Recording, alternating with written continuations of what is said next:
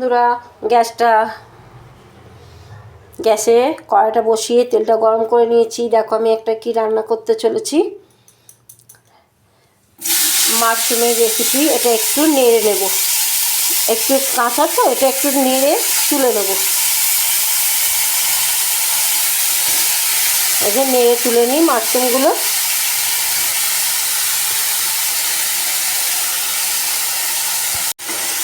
একটু নেড়ে নিলে ভালো লাগবে, কেননা কাঁচা পরে দিলে অসুবিধা হবে। নুনটা দেবো না, নুনটা দিলে না জল বেরিয়ে যাবে, আর জল বেরিয়ে গেলে তখন জিনিসটা আবার ছোট হয়ে যাবে।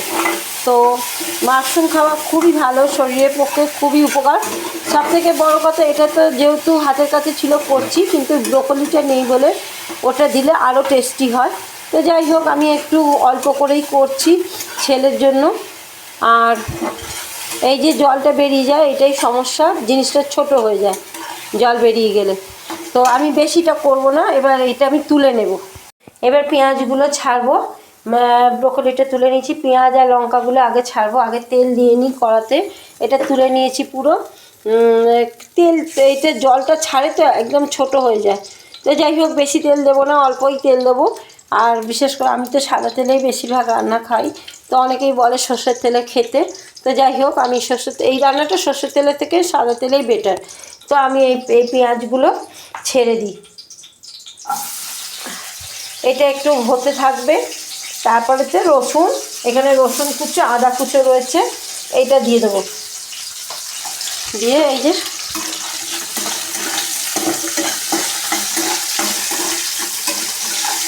আর একটু ইয়ে থাকলে ভালো হচ্ছে। এর আগের দিনকে আমরা এই যে গ্রেভি চাউমিন করেছিলাম, তাতে মাশরুমটা দিয়েছিলাম। তো যাই হোক, আর পড়ে আছে, জিনিসটা নষ্ট হয়ে যাবে, তার জন্য আরেকটা রেসিপি হয়ে গেল আমার। তো পেঁয়াজটা লাল হতে থাকুক, তারপরে এইগুলো দেব সব। এবার দিয়ে দিই আদা কুচো, রসুন কুচোগুলো সব দিয়ে দিই, সব একসাথে করেছি। এটার একটু সেন্টটা বেরিয়ে আসুক, তারপরে ক্যাপসিকামটা দেবো। একটা রসুনের সেন্ট নাল, এই চায়না খাবার মানেই আমাদের এই রসুন থাকে, আর তবেই একটা স্বাদ আছে। তো যাই হোক, এই রসুনটা দিয়ে দিলাম। রসুন আর আদা কুচো দুটো মিলিয়ে দিয়ে দিয়েছি, কাঁচা লঙ্কাটাও দিয়ে রেখেছি, কারণ এখানে তো পুরোটাই দিয়ে চায়নাদের রেসিপি বললেই হয়। তো এখানে শুকনো লঙ্কা কিছু ইউজ হবে না। আমি এখন নুনটা দেবো না, নুনটা আমি পরে লাস্টের দিকে নুনটা মেশাবো। এবার আমি ক্যাপসিকামগুলো দিয়ে দিচ্ছি, ক্যাপসিকামগুলো সব দিয়ে দিলাম। ওইটা একটু নেড়ে নিই।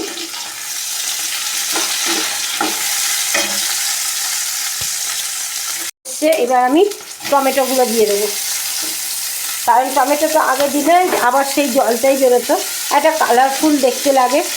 আমাদের ওই সবুজ ক্যাপসিকামগুলো, সবুজ না হলুদ ক্যাপসিকামগুলো দিলে আরেকটু হলদে কালারটা দিলে আরও কালারফুল লাগতো। তো এইটা হচ্ছে মাশরুমের একটা রেসিপি। এবার আমি একটু নুন দিই, নুনটা কম দেবো, কেননা জিনিসটা তো কম, আমার নুনটা বেশি দিলে হবে না, নুনটা কম দিয়ে দিলাম। ঝাঁসটা উঠছে, তার সাথে সর্দি রয়েছে, সব একসাথে। তো এইটা দিয়ে দিলাম। এরপরে কি মেশাবো দেখো, এটা যেহেতু একটু চায়নাদেরই খাবার, তো এখানেতে একটু সোয়া সস মেশাবো, বেশিটা দেবো না। সোয়া সস না দিলে একটা সেই চায়না খাবারটা মনে হয় না, যার জন্য নুনটা আমি কম দিয়েছি, এই সোয়া সসটা দেবো বলে। একটু কালচে হলে ভালো লাগে, তো বেশি দেবো না, জিনিসটাই তো আমার কম, তার জন্য কমই দিলাম। আর টমেটো সসটা মেশাবো না, কারণ মিষ্টি হয়ে যাবে। এখানে অনেকটাই টমেটো দিয়েছি, যার ফলে টমেটো সসটা দেবো না। এইবার আমি কি দিচ্ছি দেখো, এইবার দেব গোলমরিচের গুঁড়ো। আমি প্রথমেই বললাম চায়নাদের খাবার মানে এইগুলোই। গোলমরিচের গুঁড়ো দিয়ে দিলাম। সত্যি কথা বলতে জিনিসটা খুব টেস্টি হবে, দেখেই মনে হচ্ছে। সোয়া সসটা দিলাম এই কারণেই, এটা যেহেতু চায়নাদেরই, মাশরুমটা তো সবারই খায়, তবে হ্যাঁ চাইলে এটা একটু ব্রোকলি দিলে খুব ভালো হতো, কিন্তু কিছু করার নেই। এখন আবার যখন ব্রোকলি আনা হবে তখন করা হবে। তো এইবার আমি মাশরুমটা দিয়ে দেবো, এই যে দিয়ে দিলাম।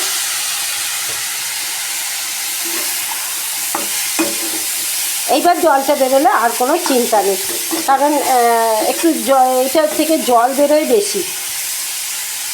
আমি ভেবেছিলাম শুধু করব, কিন্তু শুধু করলে কীরকম লাগবে, তার থেকে একটু ক্যাপসিকাম, একটু টমেটো সব কিছু দিয়ে করলাম, তো টেস্টি হয়েছে। এটা কিন্তু রুটি দিয়ে খেতে খুব, ভাতের থেকে কতটা ভালো লাগবে জানি না, কিন্তু রুটি দিয়ে খেতে খুব টেস্টি লাগবে। আর আমাদের বাচ্চারা সাধারণত ছেলেমেয়েরা এইসব খাবার দিয়ে রুটি দিয়ে দিলে অবশ্যই খেয়ে নেয়, নাহলে রুটি খেতে বা এই খেতে ভীষণ তখন ডিস্টার্ব করে। আমি অবশেষে এই ধনেপাতাটা দেবো, আর একটু নেড়ে নিই। তো এইবার আমার পুরো হয়ে গেছে, দেখতে পাচ্ছি তেল বেরিয়ে এসছে একদম। এবার লাস্ট আমার কাজ হলো ধনেপাতা একটু ছড়িয়ে দেওয়া। চাইনিজ খাবারে এইগুলো না দিলে চাইনিজ খাবার মানাবেই না।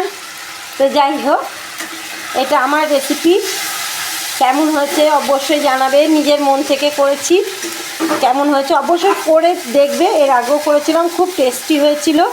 তো এটা রুটি দিয়ে সবচেয়ে বেশি ভালো লাগে।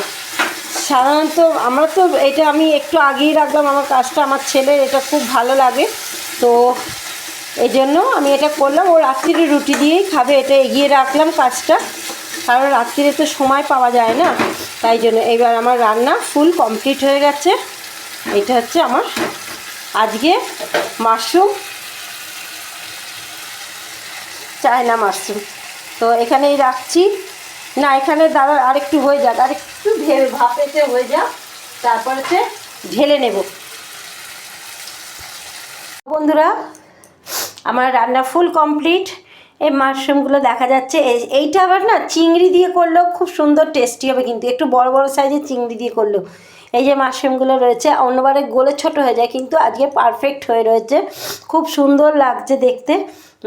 আমার ভিডিওটা কেমন হলো অবশ্যই তোমরা জানাবে, আর তোমরা যদি পারো অবশ্যই এটা করবে।